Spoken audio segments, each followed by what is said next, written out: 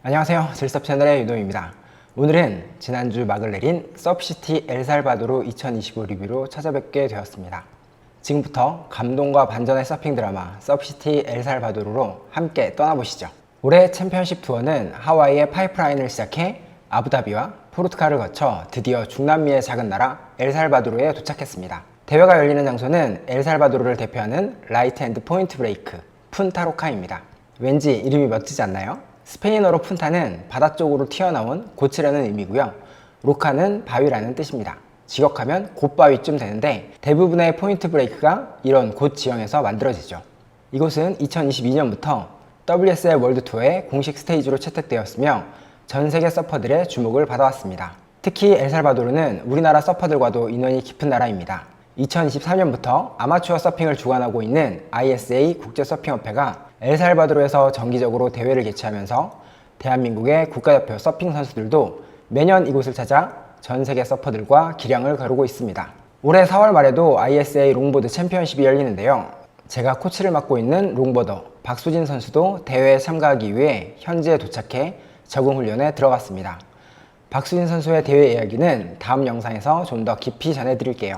푼타로카는 파도가 커질수록 배럴 섹션이 생기고 해안의 지형 덕분에 롱 라이딩이 가능해 다양한 턴과 에어까지 빛을 발하는 곳입니다. 남아프리카 공화국의 제프리스웨이와 가장 유사한 파도를 가진 이곳은 수준 높은 경기를 펼칠 수 있는 꿈의 무대 중 하나입니다. 2000년대까지만 해도 엘살바도르는 치안 문제로 여행자들에게 기피 대상이었지만 2022년 이후 정부의 강력한 개혁 정책으로 현재는 비교적 안전한 서핑 여행지로 자리 잡고 있습니다. 서프시티 엘살바도르는 특정 도시 이름이 아니라 엘살바도르 정부가 추진 중인 국가 프로젝트 이름입니다. 태평양을 접한 해안선을 따라 서핑 명소로 육성하였다는 목표 아래 치안뿐만 아니라 도로, 숙박, 해변 인프라 등이 매년 크게 개선되고 있다고 합니다. 이번 대회 남자 결승전은 그야말로 감동의 드라마였습니다. 1988년생으로 챔피언십 투어 출전자 중 가장 나이가 많은 남아프리카 공화국 조리디 스미스. 그는 최근 몇 년간 부상과 부진의 늪에서 좀처럼 벗어나지 못하며 팬들의 안타까움을 샀는데요. 그런 그가 무려 8년 만에 우승 트로피를 들어올렸습니다. 라보공 출신 선수 2명이 챔피언십 투어 결승에 나란히 오른 건 무려 41년 만이라고 합니다. 치열한 접전 끝에 조르디는 자신의 통산 7번째 챔피언십 타이틀을 거머쥐었죠. 이번 우승을 더욱 특별하게 만든 건 그가 타고 있는 서프보드가 다름 아닌 조르디의 아버지가 직접 쉐이핑한 스미스 서프보드였다는 사실입니다. 아버지가 직접 만든 서프보드로 챔피언십 투어에서 우승한 사례가 이전에도 있을까요? 아마 프로리그 역사상 처음 있는 일이 아닐까 싶습니다. 진짜 말 그대로 레전드가 쓰여진 순간이었습니다. 하와이 출신의 가브리엘라 브라이언은 애칭으로 서퍼들 사이에서 개비라고 불립니다. 지난해 이 대회 결승에 올랐지만 캐롤라인의 큰 벽을 넘지 못하고 아쉽게 준우승에 머물렀는데요. 하지만 올해는 이것이 바로 파워서핑이다를 보여주면서 심판들에게 높은 점수를 받아 다시 한번 결승전에 진출했습니다. 하지만 결승에서 이사벨라 니콜스를 만난 경기는 쉽지 않았습니다. 경기 종료까지 13분을 남기고 점수에서 밀리고 있었고 설상가상으로 보드의 테일까지 부러지는 불운이 찾아왔죠. 보통 비치브레이크에서 열리는 경기는 장비에 문제가 생기면 선수가 직접 해변으로 나와 보드를 교체한 뒤 라인업으로 돌아가곤 합니다. 하지만 해변과 거리가 멀고 접근이 어려운 포인트 브레이크에서는 캐드라고 불리는 서퍼가 라인업 근처에서 백업 보드를 들고 대기하는 것이 일반적이죠. 개비 역시 캐디의 도움으로 빠르게 보드를 교체한 뒤 라인업으로 복귀했고 곧바로 7.83점을 획득하며 짜릿한 역전극을 만들어냈습니다. 준결승에서 9.3이라는 이벤트 최고 점수를 기록하며 이번 대회 가장 두드러진 활약을 보여줬던 개비는 결승전에서도 프로다운 당당한 경기 운영으로 올해 첫 타이틀을 획득했습니다. 과연 카리사의 뒤를 이을 또 한 명의 막강한 하와이안 챔피언이 탄생할 수 있을지 개비의 올해 활약이 정말 기대됩니다. 필리페 토레도는 오프닝 라운드에서 특유의 에어리얼 퍼포먼스를 선보이며 좋은 출발을 보였지만 32강에서 광탈하는 이변이 발생했습니다. 올 시즌 난공불락이었던 옐로우 저지 이달로 페레이라 역시 8강에서 조르디를 만나 탈락했죠. 작년 준우승자 야고도라 역시 8강에서 매튜를 만나 탈락했습니다. 인도네시아 희망 리오 와이다는 32강에서 강력한 턴과 에어로 높은 점수를 기록했지만 마르코의 버저비터가 폭발하면서 16강 진출이 아쉽게 좌절되었습니다.